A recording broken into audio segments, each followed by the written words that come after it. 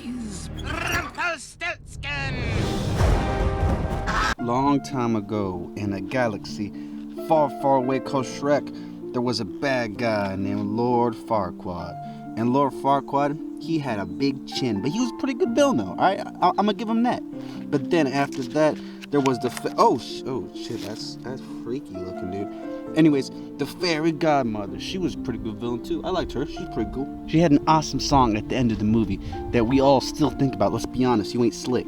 And then after that, you had the guy that made Shrek 3. We all hate him. He is actually the greatest villain of all time. He is the most evil deeds, more evil deeds than all of the evil deeders in the world. But how good will Rumpelstiltskin be?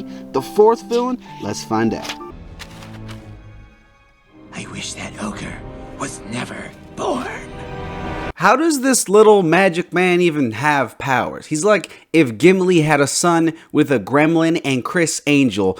There's a fun thought for your head. Do we have a whole lot of information on Rumple? No, not really, but one thing that's clear is that he's always been a nasty little bugger. When we first meet Rumpelstiltskin, he already has a hunger for power, specifically seeking to rule the kingdom of far, far away. His big plan to achieve this is to get the king and queen to hand over their kingdom in exchange for breaking Fiona's curse, who at this point is still locked away in her tower. But hey, you know Shrek does what Shrek be doing, so Fiona is saved, the king and queen back out of their deal, leaving Rumple as kind of a reject. Right here, Pinocchio hits him with an insult so vicious, it would make even the strongest men crumble in their own misery. Nobody needs your deals anymore, Grumple Stinky Pants! So yeah, that's how far this guy has fallen. From there, he realizes that all of his problems are due to the fact that Shrek saved Fiona all those years ago, so if he could find a way to make that not have had happened, now that just might work. Here's the thing, okay?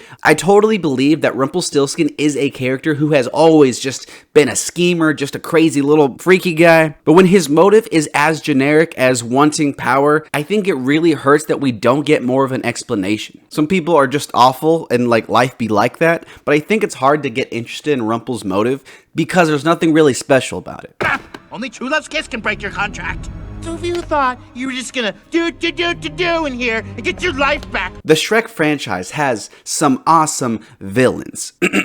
Like I said, awesome villains. Both Fairy Godmother and Farquaad are somehow able to perfectly pull off being both comedic and intimidating without compromising the other side. Some villains are a little too comical to where it hurts them as a character, and some quite frankly need a little more energy, like we need to liven things up. But these two right here pull it off perfectly, and honestly, I think Rumple does too. A big part of this, I think, can be attributed to both the performance and design of the character. He's a tiny little dude with big eyes, and when they want him to look friendly, he does. But then at the change of an expression or angle, he looks pretty sinister. And the same goes with the performance from Walt Dorn. For someone that isn't primarily an actor, I think the performance here is incredible. Rumple's voice is super unique and the energy brought to the character is super entertaining. Question time. What do you get when you add these two things together? That's a tough one. Okay, think about it. Okay, time's up. The answer is you get a dictator. When Rumple is in power, we see his true colors. He's arrogant, selfish, manipulative, and he really only cares about himself. We see him at his lowest when he's truly pathetic, and then when we see him at the height of his power, I love that contrast. I can't tell though if he's actually a smart character or if Shrek is just really stupid. I feel like the whole deal of a lifetime thing wasn't the best idea, but besides that, yeah, sure, I guess he's kinda smart. Just like the good old days, when your swamp was your castle. When the world made sense.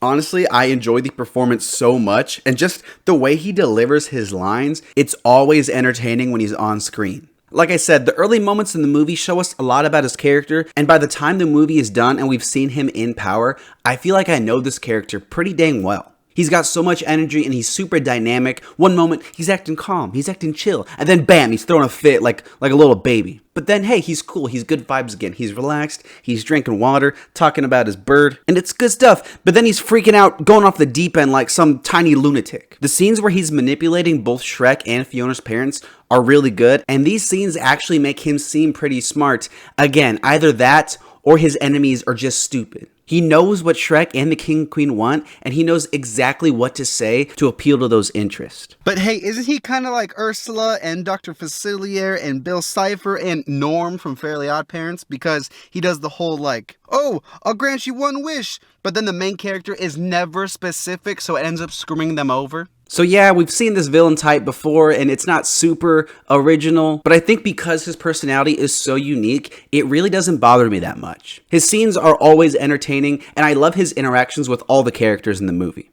Since you were never born, once this day comes to an end, so will you. So Rumple murders this witch, right? Like, that's what the water does? Because that's kind of messed up. It's all funny because it's like, oh, haha, the Wizard of Oz thing.